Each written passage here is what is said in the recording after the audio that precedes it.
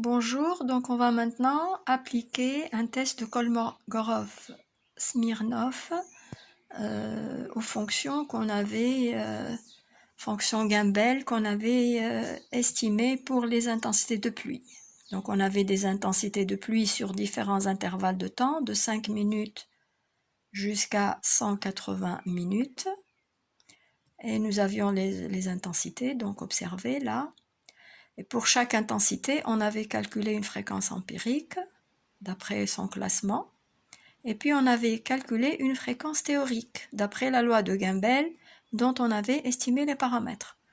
Donc maintenant, on va voir l'écart entre ces deux fonctions, la fonction empirique et la fonction expérimentale, et la fonction théorique. Vous rappelez que on avait tracé une courbe, des courbes, et on avait vu sur la première bisectrice qu'est-ce que ça collait.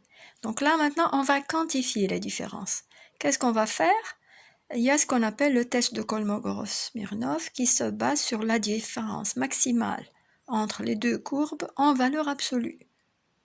Donc qu'est-ce qu'on fait? On calcule,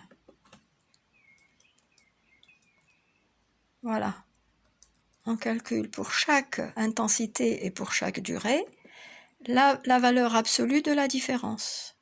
Donc ça c'est la valeur absolue de J2, la fonction empirique, K2 c'est la fonction théorique. Voilà. On calcule les valeurs absolues pour tout le monde, pour toutes les valeurs, bien sûr en étendant ici.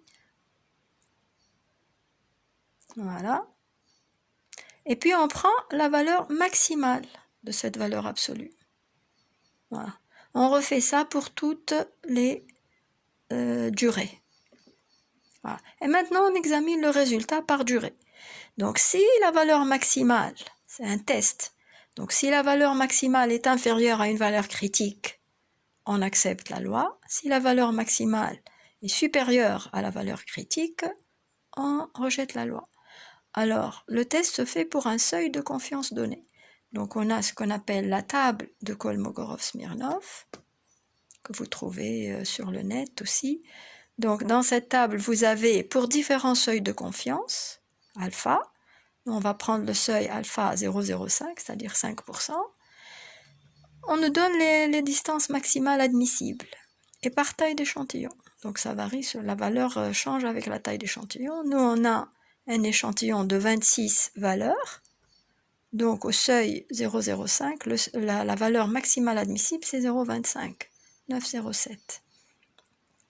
Voilà, donc je revois ici, donc j'écris ma valeur max, et donc c'est accepté, c'est écrit accepté. Comment j'ai obtenu l'accepté avec Excel?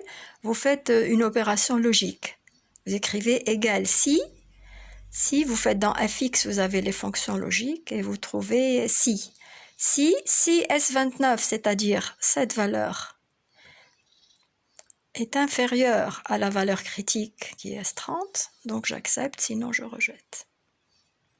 Voilà. Donc on voit que pour toutes les durées, c'est accepté. C'est bon, donc on a une loi Gumbel qui peut être acceptée pour toutes les durées. Ici, je vous ai mis une autre distance critique. C'est une distance critique que l'on trouve dans la table de Kolmogorov pour des tailles supérieures à 40. Bon. Pour une taille supérieure à 40, vous prendrez la formule 1,36 sur racine de n. Bon, ici, c'est pas supérieur à 40, c'est inférieur. Mais parfois, dans les logiciels, ils utilisent cette valeur directement. Donc, ça ne donne pas de différence sur le résultat. Voilà. Donc, vous pouvez dire que ce que vous avez fait, vos courbes IDF, étaient bien fondées sur le fait que cette loi de Gumbel vaut pour toutes les durées. Merci.